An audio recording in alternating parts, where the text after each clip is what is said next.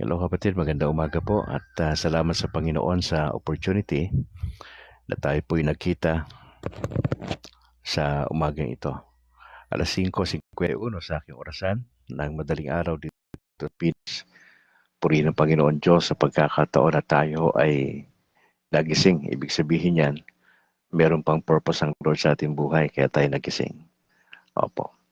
At sana samahan tayo ng Panginoon Diyos sa maghapong ito ng Sabado at pagkaroon tayong patuloy kalakasan na gawin ang kalooban ng Diyos. Tayo po magsisimula na. Kamusta kaibigan? Ikaw ay nasa programa na Kabrad kasama si Brad Calix. Ang Kabrad ay para sa Catholic community sa loob at sa labas ng bansa. Layunin nitong alalayan, palakasin at gabayan ng isang Katolikong Pinoy na maging malalim pa sa pagkakilala kay Jesus at sa mga aral ng simbahang Katolika. Sinusubukan din ho natin sa biyaya ng Diyos na balansehin ang ating kaisipan, damdamin at ang paggawa ng mabuti sa kapwa. Kaya't halina't makinig at tuklasin ang turo ng simbahang itinatag ng ating Panginoong Hesukristo. Ngayon po ay araw ng Sabado, 15 sa buwan ng Pebrero 2025. At tayo po ay mananalangin ngayon gamit po ang The Apostles' Creed. In the name of the Father, and of the Son, and of the Holy Spirit.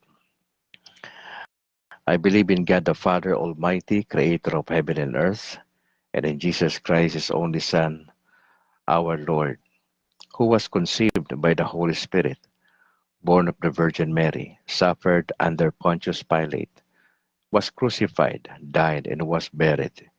He descended into hell. On the third day he rose again from the dead. He ascended into heaven, and is seated at the right hand of God the Father Almighty. From there he will come to judge the living and the dead. I believe in the Holy Spirit, the Holy Catholic Church, the communion of saints, the forgiveness of sins, the resurrection of the body, and life everlasting. Amen. In the name of the Father, and of the Son, and of the Holy Spirit. Alright, magandang umaga Luzon, Visayas, Mindanao. Salamat sa Panginoon sa opportunity na tayo ay nagkita itong araw ng Sabado. Shoutout muna sa aking may bahay kay Annalyn. Magandang umaga ma. Ganun din sa amin dalawang anak na si James Philip at Alana Grace. Magandang umaga sa inyo.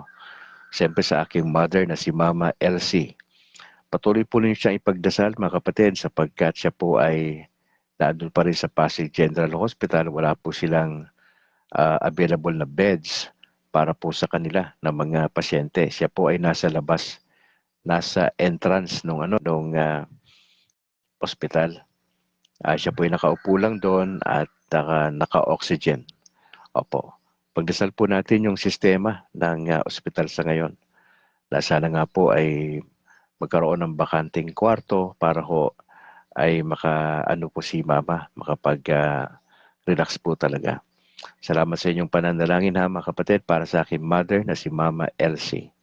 Si Eloisa, magandang umaga rin tol. Ganon din kay Fred Al, kay Charo Nicole, kay Jairus Matthew. Magandang umaga sa inyo. Kay Buddy, kay Bimbim, sa kanyang anak, kay Picoy.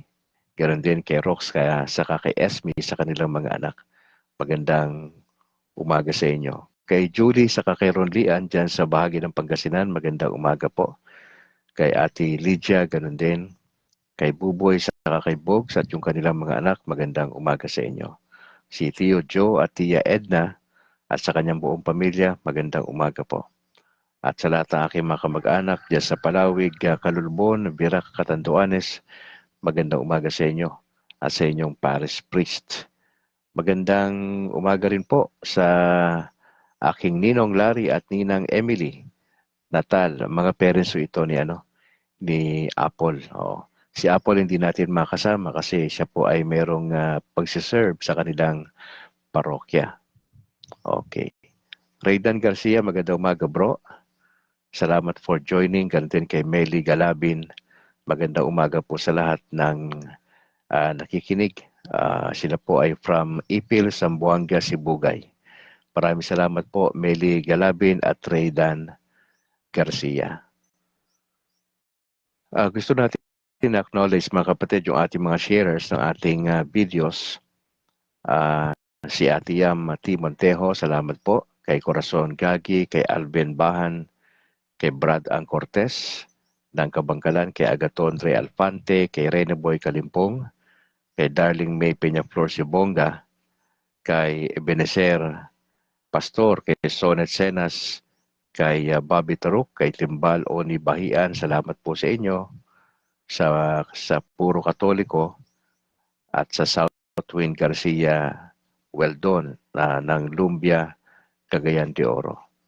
Opo, maraming salamat po sa inyong pag-share mga kapatid. Gusto ko lang din batiin ang CFD Diocese ng Bacolod. Magandang umaga sa inyo. Si Doc Ray Antila, ang National Board of Director. At siya po yung Vice President for External Affairs. Siya rin po yung yung Diocesan Advisor po namin. Kay Christian Paul Gailan, ang Presidente. Kay Harvey Angke, ang Vice President. Kay Jerry Luquiles, ang Secretary. Kay JB Akma, ang Treasurer. Kay Rodrigo De Nicolas, ang aming Auditor. Kay Richard Dalugdog, ang aming PIO. Kay Melchor Valenzuela, ang aming Sergeant at Arms. Sister Apple Balinas, magandang umaga. Ganun din sa kanyang mister na si Noy. Ganun din kay Doc Reynold Navarez, good morning. Kay Al Manilla, kay John Mark Libuon, at kay John Paul Ruby. Maraming salamat. Ganun din kay Thea Marie Pescador, kay Marjorie Bataye Nagtoto, dyan sa Talok. Maraming salamat po sa inyo. At dun din po sa Granada, kay Bro Herald Doloso, Pepito Barbon, at yung iba pa natin makasamahan po doon. Kay Esenciales, maraming salamat. Kila Rex, opo, at kay Bro Mahilom. Shoutout din kay Bro Buds from Legazpi Albay. Magandang umaga. Shoutout daw sa kanyang pare na si Father Totoy. Pagbati rin po kay Reverend Father Darwin Gitgano ng Punto por Punto, kay Bro Wendell Talibong, kay John Doe, kay Kenneth Alvin Bustabante, kay Romel Palma, at sa iba pang kasama nila dyan sa Punto por Punto. Magandang umaga po. Pinabati ko rin yung aking mga kasamahan dyan sa catechetical training, at mamaya ho ay meron kaming pagsasanay alas 9 ng umaga hanggang alas 3 ng hapon. Lalo na sa aming coordinator na si Mrs. Vanessa Sabit Molieno. Okay. Magandang umaga po, Ma'am Vanessa. At God bless. See you mamaya sa aking mga fellow students. At yung 4 na piraso lang ho kami mga lalaki nagtitraining. Majority ho, may mga edad na ho ang mga katikista. At nandun sila para mag-review. At yung kalahati naman ito ay nagpapasimula katulad ni Brad Calix ng pagsasanay. Gusto ko lang po i-acknowledge yung aking parish priest dito sa San Juan de Pomoceno, si Very Reverend Father Luan Torrefranca Paz. Magandang umaga po. Si Reverend Father Robert Nobles, magandang umaga. At yung aming seminarians na dalawa na si Bro Chris Simon Belaong Abadilla at si Kent Gerson Casiano. Magandang umaga sa inyo mga kapatid. Kay Sister Malu Albarestan, ang aming presidente ng PPC at lahat ng mga opisyales, magandang umaga. Bobby Taruk, maraming salamat for joining sa ating broadcast. Kay Bro Bernardo Apuyon, ang aming finance. At the same time, ninong namin to sa kasal. Opo. Si Bro Mike Sarad, ang Paris Secretary ho namin, si Marlene Logroño, Jobian Mare. Maraming salamat. Kay Homer Aspan, maraming salamat bro. God bless. Shoutout kay Reverend Father Henry Pineda ng Little Way Seminary dyan sa Kabangkalan. Magandang umaga, Pads Henry Pineda. Kay Jesus Bayoneta sa lahat ng kanyang pamilya. Maraming salamat po. Kay Sister Mercy ng Pauline Media at lahat ng staff. Magandang umaga sa inyo mga kapatid. God bless. Shoutout kay Father Edito Banyo, Father Albao ng San Isidro Paris, Banay-Banay, Davao Oriental. Mula po yan kay Bro Rene Boy Kalimpong.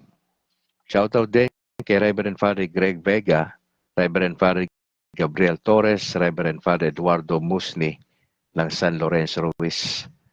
Magandang umaga po sa inyo, mga kapatid. Sa binalbagan servants of the Divine Mercy, God bless. Kay Chubby Martin, kay Bro Boots Uy, magandang umaga po. At sa kanilang mga elders na si Bro Pabs Gonzalez, John English. Sa grupong All for Jesus Life Ministry, magandang umaga po sa lahat ng mga kapatiran. Kay Bro Johnny Bigay, Willie Canseco, Joseph Benedicto, magandang umaga po. Sa PESMA Plus, magandang umaga po sa inyo dyan sa Israel. God bless mga kapatid. Hopefully ay makausap ko po ang ilan sa inyo at makausap ng live dito sa ating broadcast sa Kabrad. God bless PESMA Plus. Samanawa kayo ng Panginoon Diyos sa inyong ministeryo online. Sa Latin Rosaries Missionaries, maraming salamat mga kapatid for praying sa ating broadcast. Salamat. Laida Huntilla, maraming salamat po sa pag-join sa ating broadcast. Alright. Diretso na po tayo mga kapatid sa ating gospel for today. Tayo po ay nasa Mark chapter 8, verse 1 to 10. Alright. Mark 8, 1 to 10.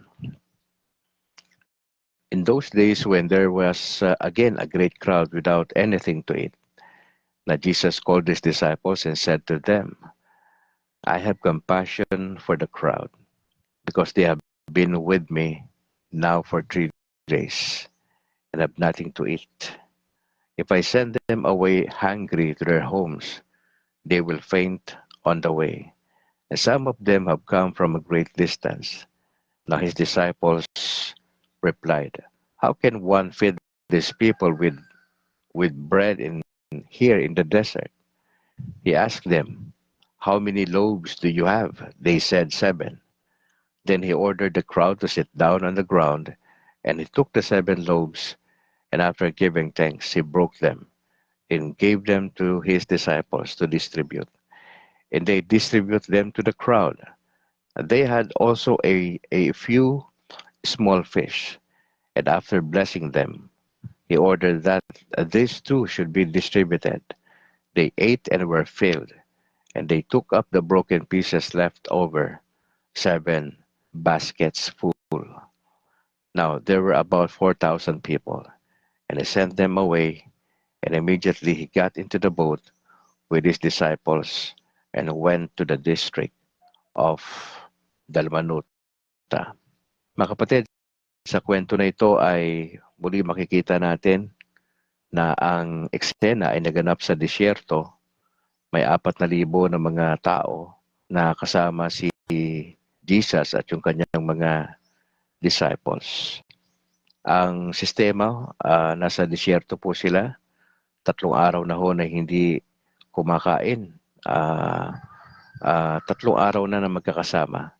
At syempre, 3 araw yan, nasa disyerto. Palagay ko, kailangan dyan tubig at pagkain. 3 araw nang naandun yung crowd kasama ni Jesus. So mapapansin nyo rito mga kapatid, kung anong meron itong leader natin na si Jesus. Bilang tunay na tao at bilang tunay na Diyos, ano ang meron kay Jesus? Tandaan nyo, kasama niya ito for 3 days ang crowd. 4,000 ang sabi ni Mark. So sabi ng Bible, I have compassion for the crowd. Ito yung kailangan natin as we do ministry. Katulad ni Jesus, compassionate. Nahabag siya kasi basically 3 days na kasama tong crowd At hindi sinabi ni Mark kung kasama nila yung kanilang pamilya. Kung ito ay puro lalaki lang, di ba? Posible rin na ang iba sa kanila ay kasama yung kanilang pamilya. Sabihin mo na, lalaki, babae, mag-asawa at 2 anak. So, kung idadagdag mo yon sa 4,000, malaki-laking crowd din ito. At syempre, isang concern dyan kapag nasa desert, nauuhaw yung magugutom. Di po ba? Pero maganda rito yung attitude ng Lord bilang leader. Sabi ng Panginoon, I have compassion for the crowd. Meron po ba, are we compassionate katulad ni Jesus? Nahabag ba tayo sa mga kaibigan natin na wala pa sa Panginoon? Kasama nyo sa work, kaibigan nyo, lagi nyong kausap. Compassionate ba tayo like Jesus na naawa tayo sa kanila kasi pag namatay sila nang walang malinaw na relasyon sa Panginoon Diyos, kapahamakan ng kaluluwa yun sa dulo eh. Opo. Are we compassionate sa ating mga kapatid na wala pa sa Panginoon? Yung mga dating Katoliko na tumalikod sa pananampalataya at ngayon po ay nasa iba't ibang sekta na natatag ng tao. Are we compassionate for them? Now, are we compassionate din sa mga tao nangangailangan? Katulad dito sa eksena na ito, 3 days nilang kasama na ng Panginoon ng crowd. At syempre, maski naman sino, pag nakakasama mo na yung matagal nakikilala mo na di ba? At least, nag-gauge mo na yung sitwasyon. Meron ba tayong compassion sa mga taong nangangailangan? Yung mga nasunugan, mga taong napunta sa ibang lugar, sa evacuation center, gawa ng pumutok yung bulkan dito po sa amin, malapit dito sa bulkan ng ng Canlaon. Are we compassionate doon sa mga iniwan ng asawa? Diba? Are we compassionate doon sa mga street children? Ilan lang po ito sa mga nung ako po ay pastor pa, na-involve ako sa ganitong mga ministry na pinupuntahan po namin yung mga homeless nasa kalsada. So pinapakain po namin yan. Dinadala po namin yan sa pinaka-shelter namin na kung saan na magiging maganda sitwasyon doon. Pwede silang maligo doon. Pagkatapos silang maligo, nagpo-provide ho kami ng mga damit, mga pangangailangan, mga sipilyo, etc. Tapos pinapakain po namin yon. Pagkatapos pakainin, pwede sila matulog doon at may nagbabantay lang ho na staff. Nagba-Bible study po kami. Yung mga ganong klase ng ministry, yun ang approve sa Panginoon Yung paano tayo nangangalinga doon sa mga walang matirhan, doon sa mga babae na iniwanan ng kanilang mga partner at struggle yung anak nila na maliit. So, salamat sa Panginoon kasi sa Katoliko, meron tayo niyan. May mga orphanages po tayo. Tayo po yung number 1 na charitable institution worldwide na nangangalinga po sa ganyang mga bagay. Are we compassionate? Yung mga tao nalululong sa pinagbabawal na gamot, ano ba pwede natin maitulong? Mga kapatid, nakita pa rin natin dito yung mga alagad. Sabi ng mga alagad, paano natin papakainin tong mga tao na to? Paano natin to papakainin dito sa disyerto? Mapapansin nyo yung mga alagad, hindi nila naintindihan yung ginagawa ng Panginoon Diyos Masyado sila nakatutuklas sa kanilang mga sarili. Puro sila tanong, puro sila doubt, no? Puro okay naman yung nagtatanong pero minsan pag lagi nagtatanong parang hindi gumagamit ng isip, no? Parang may mga taong ganoon makatanong lang, wala namang sense yung tanong, imbis na makatulong, nakakapahirap pa. Opo. Mapapansin niyo yung mga alagad nga gano'n eksena lagi matatakotin, ang daming doubts. Tapos di ba, nung hinuli nga ang Panginoon Diyos, nagtakbuhan pa itong mga to Ganong katitindi itong mga disciples na to, pero sa kabila nun, ginamit pa rin sila ng Panginoon Diyos. Nasabi ng Lord dito, ilan ba yung tinapay dyan? Ilan ba tinapay dyan? Sabi nila 7 lang Imagine mo 7 tinapay kumpara sa 4,000. So ang ginawa ni Lord, sige paupuin nyo yan sila. Imagine mo 4,000 to eksena sa disyerto. Ilagay mo yung sarili mo sa eksena. Nasa disyerto tayo, nandun si Jesus, nandun yung mga alagad. At ang eksena, 7 tinapay lang yung available. Now, sige, do the math. 7 lang, kasya doon sa 4,000. Depende sa klase ng tinapay yan. Sabihin mo na kung tinapay yan na medyo malaki-laki, baka pwede maghati ang dalawa sa isang tinapay. Ilan lang na makikinabang doon? Mga kapatid, 7,000 to. Literal na 4,000. At ang literal na meron, 7 na tinapay. Anong ginawa ng Lord? Sabi ba niya, kulang din yan, mga brad. Kulang yan. Gumanon ba si Lord? Kulang yan, mga brad. Meron pa ba dyan? Ang sabi lang ng Lord, ilan ang meron? Sabi na alagad, 7. So inutusan niya, itong mga alagad na to, na paupuin ang crowd. Okay? At kinuha niya yung 7 loaves na ito at siya po ay nagpasalamat.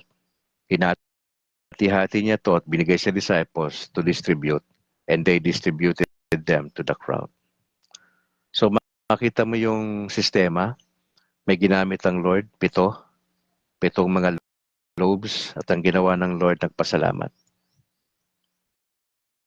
Ito magandang gawin, no? Practical. Pagka may mga kakain tayo, importante nagpapasalamat. Natandaan nyo ito, miracle. Okay. Hindi naman ibig sabihin to nagdasal ka na 2 isda lang yung paghahati-hatian nyo na mag-aama, mag-iina. Magiging 4 po yun, hindi po. Ang point lang doon, para sa atin, magpasalamat tayo katulad ng ating Panginoon Diyos. Na nagpasalamat siya sa 7 loaves, hinati-hati niya, dinistribute ng mga alagad. Pero di ginawa doon sa ilang pirasong isda. Hindi binanggit ni Mark kung ilang piraso. Sabi lang, a few small fish. Small pa ito. Now, itong 7 na tinapay at small fish, mukhang ilang tao lang pwede dito. Hindi dinescribe kung gaano ka-small yung small fish. Opo.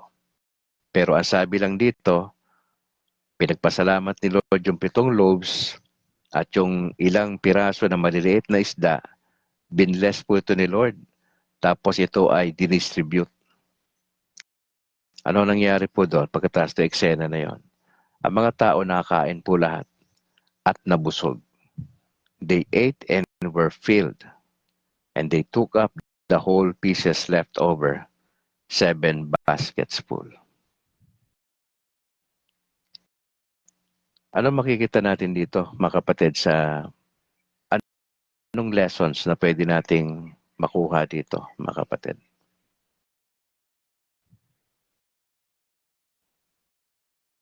Yung event na ito, na pangyayari na ito yung training ground in the ministry para sa mga disciples. Mga kapatid, kaya lang na-miss ng mga disciples yung pinaka-lesson na gustong ituro ng Lord sa kanila. Ito yung lesson, mga kapatid. That genuine ministry is born of compassion. Pag involved ka sa gawain ng Panginoon Diyos, may ministry ka dyan sa parokya nyo, meron kang apostolate, pero ginagawa lang natin po yan out of curiosity, parang napilitan lang tayo, nabigla lang tayo, wala yung puso natin dyan. Mga kapatid, ang suggestion ko, umalis na po kayo dyan sa ministry nyo.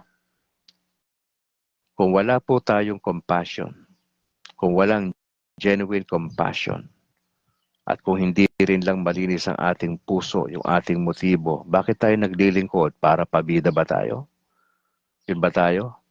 Kayo ay ministry head ng isang ministry, pero pabida tayo. Boss tayo, ang tingin natin sa sarili natin, makapangyarihan. May problema po tayo dyan. Maganda suriin natin ang ating puso, mga kapatid, sa paglilingkod.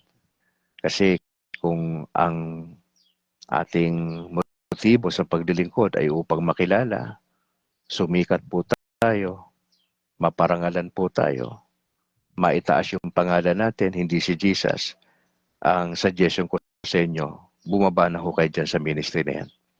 Hindi ho kayo bagay dyan. Yung mga humahawak ng ministry sa Catholic community, dapat katulad ni Jesus, compassionate. Hindi posisyon kapatid, kasi temporary ka lang dyan eh. Pag nagpalit ng pare, tanggal ka rin dyan. Pagka hindi maganda performance mo, aalisin ka ni Lord dyan. Napaka ano ng Lord eh. Kaya nga, eto payong kapatid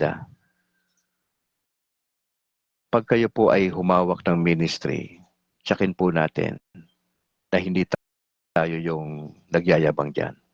Kasi tandaan nyo, hindi po yan karapatan na mailagay ka dyan sa posisyon, anumang posisyon mo sa ministry, ikaw yung head niyan, hindi po karapatan yan kapatid, pribilehiyo lang. At yung pribilehiyo na yan ay nangangailangan niya ng commitment on our part.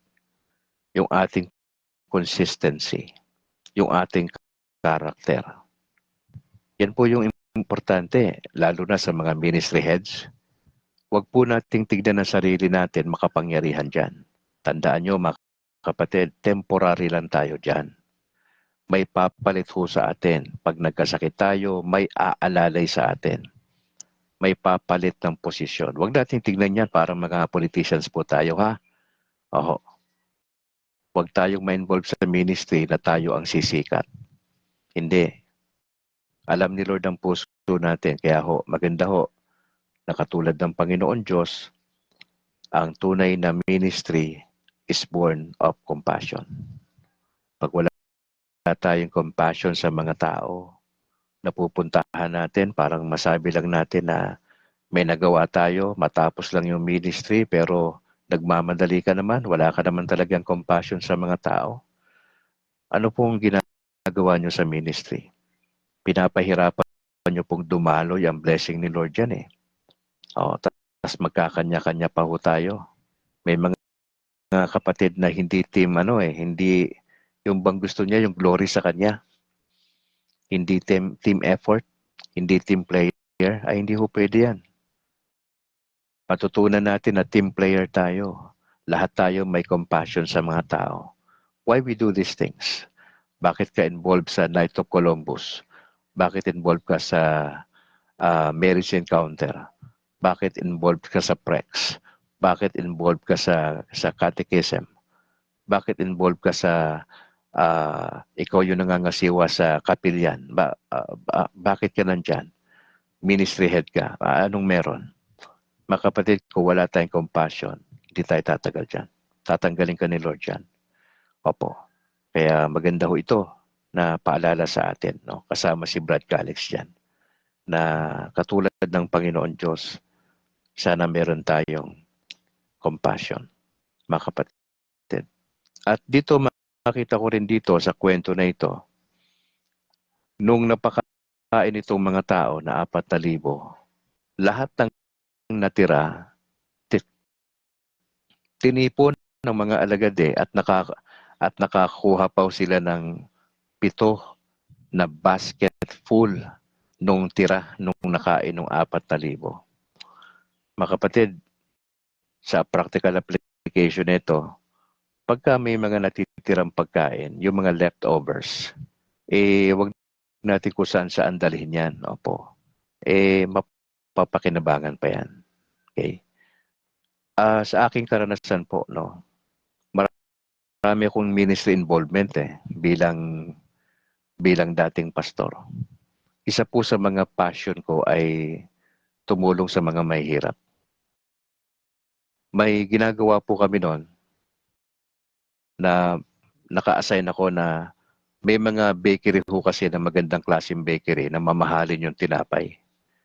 Na lahat ng natitira sa gabi bago mag-closing, didispatcha ho nila lahat yun. Hindi ko nababanggitin kung ano yan, pero kilala po ito na bakery sa Maynila na ang kanilang siste, lahat ng natitira na mamahaling tinapay, dinidispatcha ho nila yon. At yung grupo namin ay nakatie up po sa grupo na yon na ako po yung kumukuha ng mga tinapay po na yon. At yun po ay itinutulong po namin sa mga may hirap. Kasi isa sa mga ministry po ni Brad Calix noon ay nagpa-plant po kami ng church sa Islam area. Sa mga squatter area, nagpa-plant kami ng church. Yung grupo ko, no, na hindi Katoliko. Yun po yung ginagawa namin. Kaya, totoo ito eh, pag wala talaga tayong compassion at hindi maganda yung ating puso sa paglilingkod, it really affects the ministry. Opo. Lalo na ngayon, ako po ay dinala ng Lord sa kanyang simbahan sa Katoliko. Pribilehiyo lang po na tinitignan ko eh. Opo. Etong pagbo-broadcast na ito ay isa lang ito sa mga passion ni Brad Calix. Pero yung gusto ko talagang gawin ay magministeryo sa mga kapuspalad. Nakasimple lang yung damit, pupunta ka ron, naka-walking short ka lang.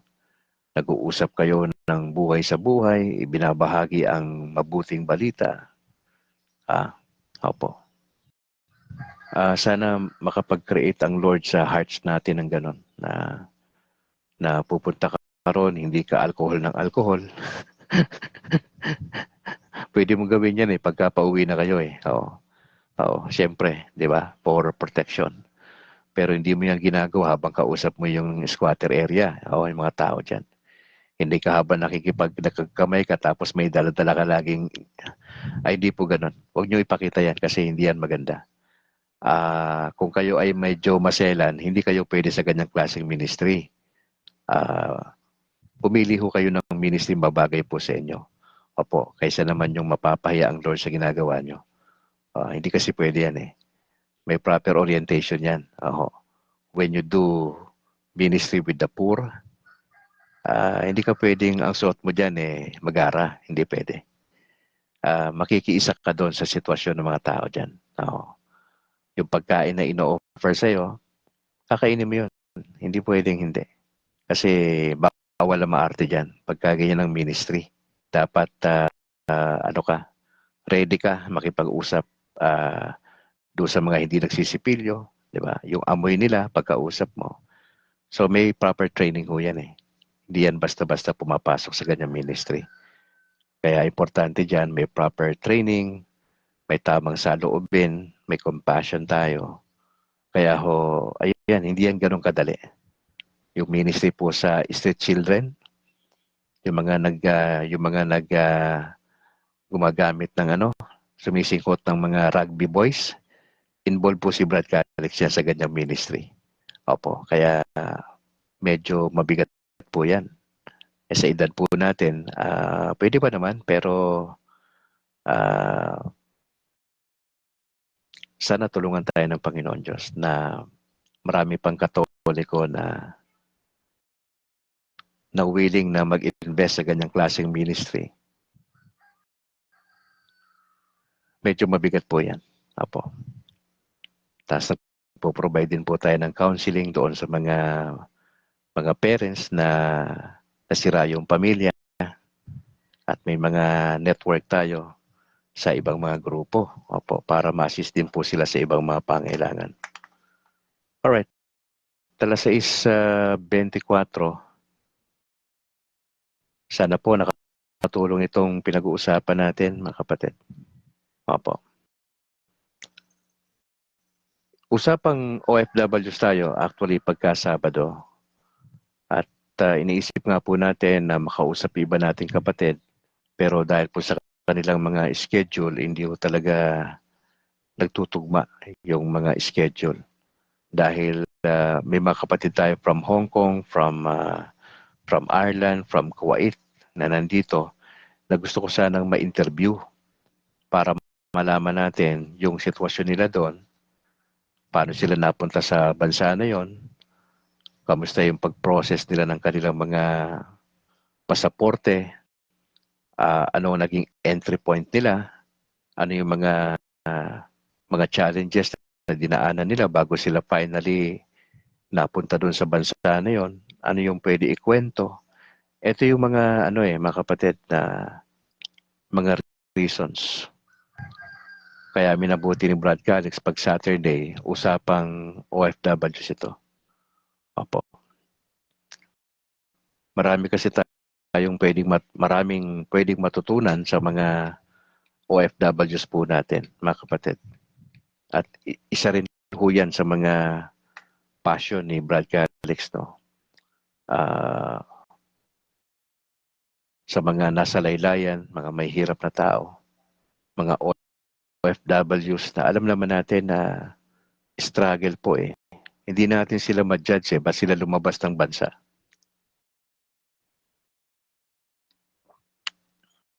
Majority na reason ho, bakit sila lumabas ng bansa? Para o maiahon sa hirap yung pamilya. That's number one. Wala po ko nakakausap ng mga OFWs na hindi yan ang rason. Majority ng mga nakakausap ko noon nung ako'y pastor pa. At ngayon sa ilang mga nakakausap natin, isa sa mga reasons kung bakit sila lumabas ng bansa, gusto na nilang wakasan yung kahirapan sa buhay. At ang kanilang iniisip na paraan ay ang paglabas ng bansa. Mga kapatid, ayon po rito sa balita, itong araw na ito, meron pong 29 na mga OFWs mula po sa Israel ay nakabalik na po sa Pilipinas.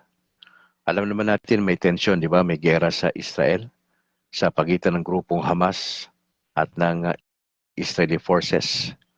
Ang ating gobyerno sa pagkipagtulungan ng Department of Migrant Workers ay napauwi na po yung 29 na mga OFWs natin. Nasa Pilipinas na po sila.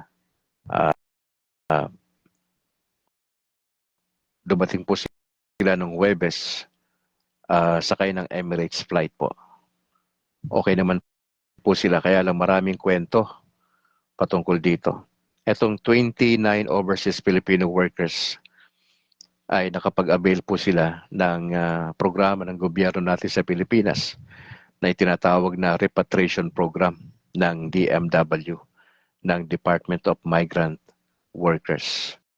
Ang mga OFWs na ito ay okay naman silang nakapunta na doon sa Ninoy Aquino International Airport Terminal 3 sa Pasay City nung Huwebes. Opo. Ang repatriation program na ginawa ng DMW ay umabot na po sa 1,205 at merong 33 na mga dependents po. Sila po ay naipit doon sa gera ng Israel-Hamas. Patagal na po yun eh, yung gera. October 2023 pa. Opo, kaya tayo ay nagdadasal na yung mga OFWs pa na naandun sa Israel na naipit. Majority kasi ng mga OFW sa Israel, mga kapatid, mga caregivers po ito. Mga nag-aalaga ito sa mga matatanda, nasa orphanages, yun po yung trabaho ng mga OFWs natin. At sa totoo lang, mga kapatid, proud ako sapagkat although mahirap yung trabaho na yon, sa mga matatanda sila nagtatrabaho, ang gustong-gusto kasi ng mga tao na ibang bansa sa atin. Ang Pinoy kasi, compassionate tayo eh, lalo na sa mga mahirap. Oo, inaalagaan talaga natin yun eh. Kaya ho, mabuhay po yung mga OFWs natin na talagang nag-aalaga ng maayos. Di ba may mga kwento na sa sobrang tuwa nung employer dahil inasikaso yung mga anak niya hanggang sa lumaki yung mga bata. Siya po yung laging kinukuha, balik-balik lang dun sa partikular na bansa. Niriregaluhan ng bahay, di ba? Talagang binibless din ng Diyos sa pamagitan ng mga employer na matitino. Opo. Kaya ho, uh, uh, ako masasabi ko yan bilang dating anak ng OFW. Opo.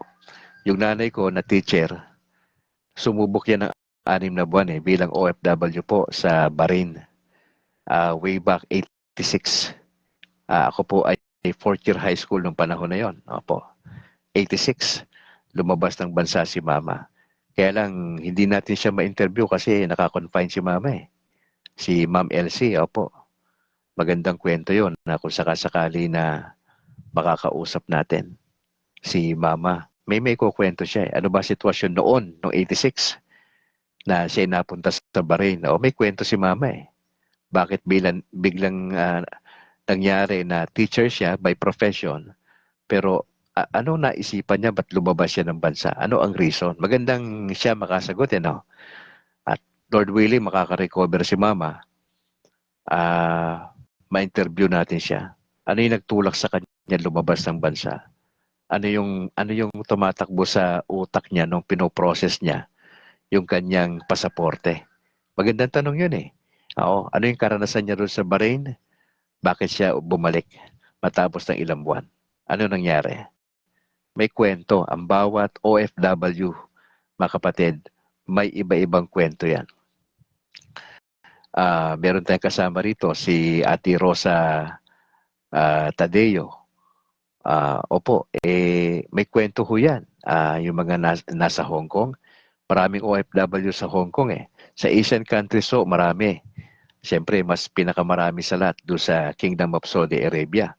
Opo, sa Middle East. Actually, nakakalat lahat ng OFWs natin sa iba't ibang mga kontinente. Opo.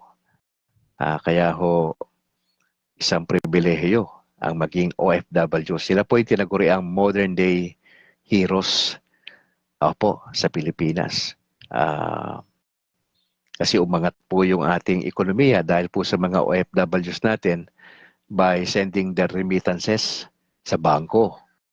Opo, kaya yung angat ng ekonomiya natin, gano'n na lang. Kaya salamat sa mga OFWs natin. Kung may mga OFWs kayong kaibigan, kamag-anak, mahal sa buhay, na nasa ibang bansa at pabalik-balik na po sila doon, umangat na yung kanilang buhay, pamilya nila, okay na, patuloy natin ipagdasal mga kapatid, yung mga kapatiran natin. Opo. Ano pa bang gusto ko i-share sa inyo dito? Kasi inaantay natin si Bro Alan. Hindi ko alam kung makaka-join siya para sa ating interview. Siya po ay nagtatrabaho sa Hungary. Maganda ho na malaman natin sa kanya yung ilang mga bagay-bagay. Opo. Hindi ko alam kung andito siya. Dali lang Okay. Okay. Wala siya rito. So mga kapatid, mag-prepare lang po kayo. Maaring yung iba sa inyo ng mga OFWs dito ay ilalagay ko kayo sa kalendaryo natin para po ma-interview po natin kayo. No? Depende po yan sa availability po ninyo at kung hindi po yan bawal po sa inyo. Okay, sa inyong pinagtatrabahuan. Kasi I understand may mga employer po na bawal yung ganyan, may interview po kayo, baka mataon po sa oras na nagtatrabaho po kayo. So I understand po. Ang second option natin, you can write me a letter via Gmail o di kaya sa Messenger. Pwede mong ilahad doon yung parang kwento mo at pwedeng gawin ni Brad Calix, babasahin ko yan ng live. Okay, babasahin ko yan ng live sa ating broadcast. Yun po yung pwede natin gawin. Ano yung karanasan mo bilang OFWs na gusto mong i-share sa grupo natin na sa tingin mo may mapupulot tayong lesson. So pwede yan. Pwede ka ma-interview ng live dito na yan ang number one option po natin. Iba kasi pag live na-interview ka, nakikita ka ng tao, naririnig yung boses mo, nakikita yung mga gestures mo, di ba? Kaysa yung sa panulat. Sa panulat, ano yun walang emosyon dun dito, pagkausap ka ni Brad Calix, na interview ka, napapakinggan namin yung boses mo. Kung may pangamba ba sa pamagitan ng boses mo, may takot ka ba habang nagsasalita? Ikaw ba'y kinakabahan? Ikaw ba ay may mga pag-aalinlangan? Napapansin niya ni Brad Calix kung ikaw ay may ganong karanasan o may ganong emosyon po tayo. And that's a good lang naman po na ma-share ninyo. Ang ating broadcast naman, ang objective nito ay pamilya kasi tayo kapatid. Pamilya tayo. At hindi lang mahalaga kay Brad Calix na nagsasalita lang ako dito. Mahalaga din po ay mapakinggan din po kayo para pagka nalaman namin yung sitwasyon ninyo, maipagdasal po namin kayo mailagay namin kayo sa aming mga prayer list kung ano yung basically yung eksaktong dasal po ninyo. Don't be surprised mga kapatid, some of you na mga OFWs ay ma-ask ko po kayo na mag-share kung kayo po ay willing and available para ho mas maganda yung ating takbo nito. Now, pangalawa na option, pwede kayong sumulat sa messenger kay Brad Calix. Pwede kayong magkwento ng inyong karanasan at babasahin ko po yan ng live. Depende sa inyo kung gusto nyong ipakilala ang sarili ninyo o halimbawa sasabihin ko na lang may isang kapatid na nagpadala sa atin ng kanyang karanasan bilang OFWs at itago na lang natin siya sa pangalan. Yan, pwede yun Oo, pwede yun. Baga sa radyo, pwede yun. Itago na lang natin siya sa pangalang broccoli. Yan, di ba? O pwede yan Kasi may mga ayaw magpakilala po talaga at nire-respeto po natin yan. Pero yung mga malalakas ang loob, lagay pa nila yung pangalan nila yan. O saan sila na, di ba, nagtatrabaho. Yan. Nire-respeto din po natin yan. Alas 6:37, mga kapatid sa ating orasan. At sana nga po ay patuloy tayong tulungan ng ating Panginoon sa ating mga struggles, especially yung mga OFWs po natin. Opo. Alright. Tignan natin dito yung kung may makikita pa tayo rito, mga kapatid.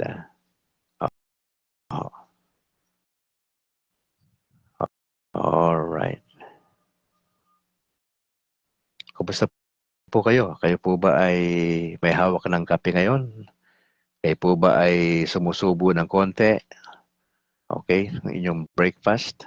And probably yung iba sa atin ay magbe-breakfast na medyo late. O iba naman probably ay medyo nag-skip ng breakfast. Oo.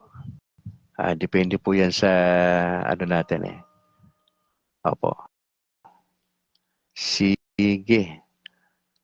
Probably si Bro Alan ay hindi siya pwede for today.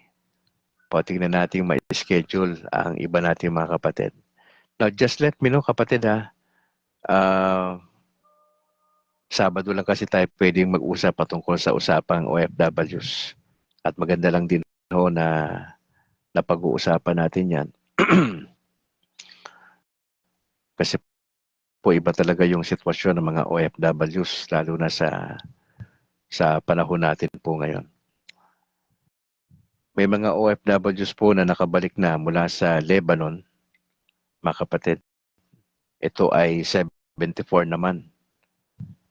Ayon sa balita, nakabalik na ho ang 74 na mga OFWs natin mula sa Lebanon. Opo. At ang Department of Migrant Workers din ho ang may kinalaman dito na sila po ay nakabalik. Sila po ay nakapag-avail din ng repatriation program ng DMW. Alright mga kapatid, that's all for today. Pag-pray nyo ipag-pray po natin si Bro Novedora. Supposedly, gusto niya ako isama sa Murcia sa alas 8 ng umaga. Kaya lang may conflict dahil meron tayong training sa catechism. Opo. Allowed lang kasi kami na 3 absences Pag hindi kami nakapag-comply, hindi kami gagraduate ho doon. Kaya kung ako po ay mag-a-absent pa, baka hindi ako makagraduate. Opo. Kaya sinabihan ko naman si Bro Noe na yun ang sitwasyon. Okay naman po siya at pagdasal natin kasi ang purpose ng pagpunta ni Bro Noe dun sa lugar po na yon ay kausapin yung possible na tao patungkol doon sa lupa. Di ba? Sinay ko kagabi na nagdadasal po tayo na bigyan tayo ng Lord ng at least 500 square meters dito sa Bacolod hanggang 1 hektarya. Para po saan yon? Para pagtatayuan natin yung ilang bahagi ng chapel that will be a private chapel na for Catholics, especially for converted pastors, no? Tapos magpapatayo po tayo doon ng mga maliliit na kwarto para sa mga pamilya ng mga pastor later on na magiging kabahagi na simbahang Katoliko. So yun po yung pinaka-idea. Kaya tayo nagdadasal ng 1 hektarya ho na lupa. Either it will be donated for us o mabibili ng mas murang halaga. So yun po yung ipagdasal po natin na hindi ito madali para kay Brad Calix na i-handle ito sa Negros. Pero possible na mangyari. Isa po ito sa mga pinagdadasal natin and hopefully yung aming partnership ni Bro Noe Dora kasi siya yung ministry head ng Asosasyon ng mga Pastor na Bumalik sa Katoliko. Siya po yung aming ministry head at tayo po ay isa lang sa mga kasama dyan. At so far sa Negros, ako lang ho yung pastor na nagdesisyong bumalik sa simbahang Katoliko.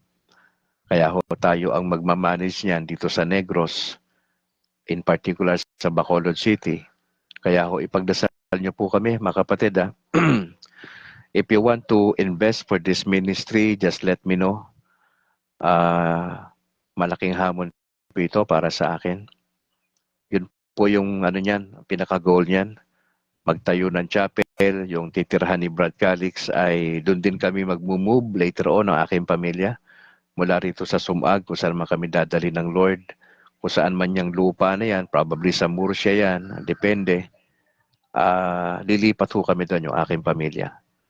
Doon ho kami maninirahan, magpapatayo ng dahan-dahan ng building hanggang sa makumpleto yan.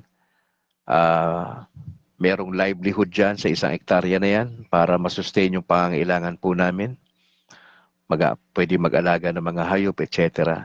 At yun po ay sa kahabagan ng Diyos. Kasi gusto natin mangyari yung mga pastor na magjo-join sa atin ay maasikaso yung pamilya. Opo, yun po yung medyo malaki-laking halaga ang kakailanganin po nito. Pero pag ito'y kalooban ng Diyos, may mangyayari po dito. Kaya ipagdasal nyo lang po mga kapatid, yan po yung lakad ni Bro Noe ngayon para kausapin yung ilang mga tao doon na posible po na mag-donate ng lupa at iba pa. Ipagdasal natin yung ginagawa ni Bro Noe ay mabigat ito. Umiikot siya sa buong Pilipinas at yung mga converted pastors sa iba't ibang lugar ay yun po yung ginagawa niya. Ina-assist niya rin kung paano magkakaroon. Na Lord willing, ibigay ng Lord, hindi man itong first quarter, second quarter. And then, and we will celebrate yung ating first year anniversary ng ministry ni Brad Calix by December 3. First year anniversary po yan, and Lord willing, sa anniversary na yan ay meron ng lupa. Okay, matagal-tagal pa, ilang buwan pa yan. Naniniwala ko kung kalooban ng Lord ibigay yung lupa this year, mangyayari po yan. Pag may lupa na mga kapatid, ang kailangan natin magpatayo ng dahan-dahan. Okay, magpatayo ng dahan-dahan. Magre-report ako sa inyo sa development niyan later on, kasi yan ang gusto natin. Yan ang direksyon. Yan ang direksyon. Etong online ministry ni Brad Calix, dire-diretso lang ito. Pero liban dito, may iba pa tayong ginagawa. Medyo mabigat, no? Ipag-pray nyo kasi medyo maedad na tayo Yung ating movement, limitado na Opo. Yung aking tuhod ay medyo may problema tayo sa tuhod. Yung kaliwang tuhod ko matagal ko nang iniinda to. 19 anyos pa ako. Opo. Kaya medyo may problema ako dyan sa tuhod. Kaya ipagdasal natin yung schedule ko sa ospital na ma-rehabilitate po ko, importante po yon. Pagdasal nyo si Brad Calix, medyo mahaba-haba pa itong laban natin. At sana bigyan tayo ng Lord ng mga pastor na talagang mga seryoso, no? Na napupunta sa simbahang Katoliko, may tamang saloobin, may tamang motibo sa paglilingkod, di ba? Maganda yun May bigyan tayo ng Lord ng mga ganun at mga supporters na katulad nyo na hindi lang nagdadasal, kundi mag-i-invest doon sa kingdom ng ating Panginoon Diyos, dito po sa Negros Occidental. And hopefully some of you makabisita rito at makita nyo ako in person, makita nyo yung ministry, yung tirahan namin dito, at yung future site ng ating gawain. Mas maganda yon makita mo. Para at least talagang masabayan natin to sa pananalangin. Alas 6:46 na ng umaga mga kapatid, tayo po ay gusto ko muna i-acknowledge yung mga kasama natin dito sa broadcast. Ate Corazon, Gagi, salamat po for joining. God bless sa buong pamilya. Kay Alvin Bahan, salamat. Kay Ray Songkog Panganoron, salamat po. God bless po. Kay Ate Rosa Tadeo, salamat po. Diyan sa Hong Kong, God bless. Si Jermeline Honasan, diyan sa San Pedro, Laguna. Salamat. Ate Yang Montejo, salamat. Kay Bobby Taruk, kay Laida Contilla, kay Letty Ausa. Magandang umaga po, Branchari, sabi ni Letty. Salamat po sa inyo, sa buong pamilya. Kay Meli Galabin, salamat po. Magandang umaga po sa lahat ng nakikinig. Sabi niya from April, Zamboanga, Sibugay. Kay Raydan Garcia, bro, salamat for joining. Bobby Taruk, salamat po. Okay, tayo po yung manalangin. In the name of the Father, and of the Son, and of the Holy Spirit. Ama, salamat po. Dahil kayo napaka-buti sa amin. We just want to thank you for your goodness. May your name be lifted up sa maghapong ito. Lord, yung sitwasyon ni Pope Francis, meron po siyang bronchitis ayon po sa balita. At kami nagdadasal po ng kalooban nyo para sa kanya. We just pray makarecover siya. Marami pa siyang pwedeng gawin para sa inyong kaluwalhatian.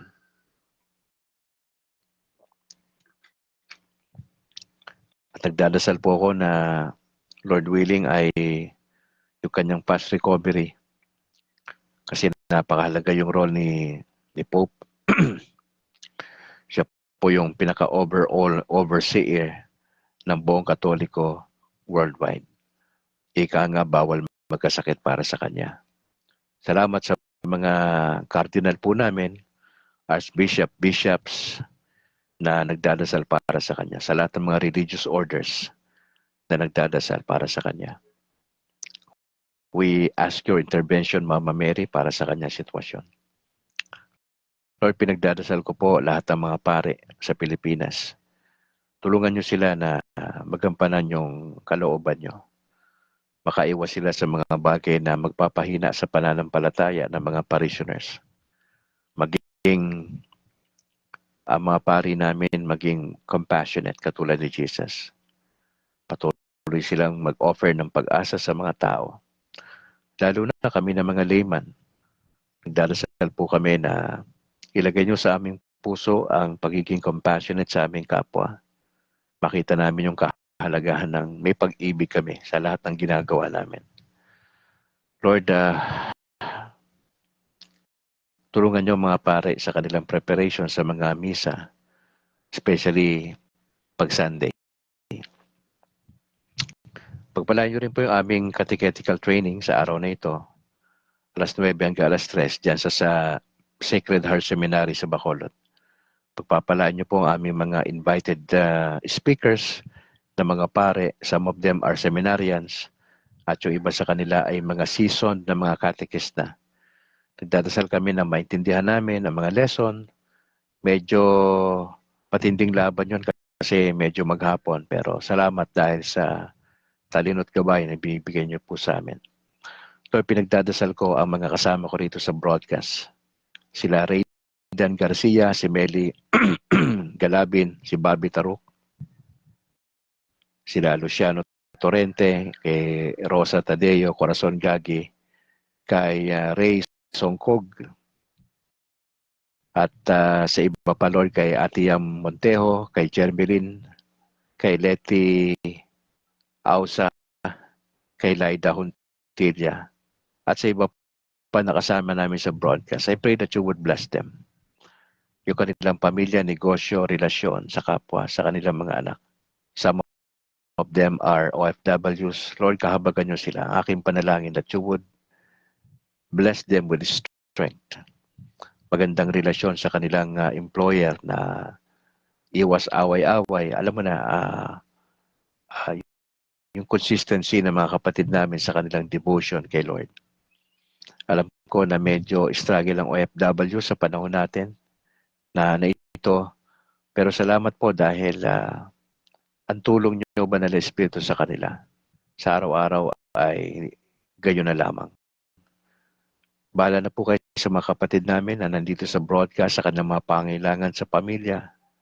Samahan niyo po sila at ma-enjoy ang kanilang relasyon sa Panginoon Diyos. Sa kanilang pagsisimba kung may mga opportunity silang gawin yan sa labas ng bansa. Lord, praying kami sa aming mga kalusugan. Tulungan niyo kami. Hindi pwede magkasakit sa amin na matagal. Pag-pray namin na makarecover kaagad kami. Lord, pinagdadasal ko si Bro Noe Dora sa lakad niya mamaya alas 8 sa Murcia. Pagpapalain niyo po yung taong kausap niyo ron. Lord, bigyan niyo kami ng lupa sa tamang lugar dito sa Bacolod. Nagdadasal kami at least 500 square meters na pagtatayuan ng chapel para doon sa mga converted pastors. Bigyan niyo kami, Lord, ng mga donors na willing mag-invest sa ministry dito sa Negros. Mga partners na talagang may compassion sa mga tao na maliligtas. Dito sa evangelization na gagawin po namin, we just pray po na bago sumapit yung unang anibersaryo ng ministeryo ni Brad Calix dito sa Negros sa December 3. Lord, we would like to see your will to be done. It could happen this year ang may magdodonate ng lupa at least 500 square meters na merong magpapadala ng mga blessing para po magpatayo ng chapel ng dahan-dahan. Alam po namin magastos yung materyales sa kayong labor. Pero walang imposible sa iyo kapag ito'y niloob ninyo. The blessing will just pour out. Lord, I just pray for those mga kapatid na inihahandaan nyo na para maging partner ng ministry dito sa Negros. Lord, I just pray for your protection sa kanilang trabaho, na hindi sila magkakasakit ang kanilang buong pamilya sa Pilipinas ay pagpapalain nyo. Nagdadasal kami, Lord, sa sama-sama naming effort para po sa ministry nyo. We cannot do this alone. Kailangan to'y kapit-busy kami para sa ministeryo. Lord, tulungan niyo si Bro Noe Dora. Bigyan niyo po siya ng kalakasan, patubay, talino. At doon sa kanyang mga minamanage na mga converted pastors nationwide. Sana ho makapag-function kami according to your will. Yung kanilang ika-10 anibersaryo po sa March 4, Lord, magpapalaan niyo po ito sa kanilang mga preparations at yung pare na magmimisa doon, pagpapalaan niyo po. At sana po'y magtagumpay ang ika-10 anibersaryo doon sa Cagayan de Oro. Lord willing, ay makakapasyal din po ko, probably not this time, dahil sa sitwasyon ni Mrs. Probably next time around, ay makapasyal po tayo doon sa Cagayan according to your will. Lord, bahala na po kayo sa amin at dadasalan kami. Maging tapat kami sa inyo, sa inyong salita, sa paggawa namin ng mabuti sa aming kapwa. Pinagkakatiwala ko sa iyo, Lord, ang makasama ko ngayon sa broadcast na nakikinig ngayon. I just pray for your blessing, upon blessing, for your protection. Salamat sa mga personal guardian angels po na naka-assign sa amin. We just want to thank you, Father, for your goodness. Samahan niyo po kami, ma-enjoy namin ang maghapong ito na kayo ang bida sa aming mga buhay, trabaho, negosyo at relasyon. Lord, maraming salamat. We pray this in Jesus' name. Amen. In the name of the Father, of the Son, the Holy Spirit. Mga kapatid, maraming salamat for joining. Happy birthday sa lahat ng mga birthday celebrants today. Today is February 15, Saturday. Happy birthday sa lahat ng mga nagdiriwang ng kanilang kaarawan. Probably birthday ng anak mo, kaibigan, at yung iyong parish priest, probably. Happy birthday, kapatid. At doon sa mga couples natin nagdiriwang ng kanilang wedding anniversary, probably sa araw na ito, February 15, Saturday, a blessed wedding anniversary po sa inyo. Once again, gusto kong batiin yung aking parish priest, si Reverend Father Luan Torrefranca at si Father Nobles. Maraming salamat po. Mga kapatid, pakishare po natin itong ating video. Suportahan yung patuloy si Brad Calix sa ating YouTube channel na nagsisimula pa lang po. Opo. Ipanalangin po natin na sana nga po ay i-bless ng Lord yung ating YouTube channel na State of Grace TV. Opo. Sa ngalan po na aking may bahay na si Annalyn, ako naman si Brad Calix, ang pastor na Katoliko. Maraming salamat po. To God be the glory. Ingat po kayo. And bye for now.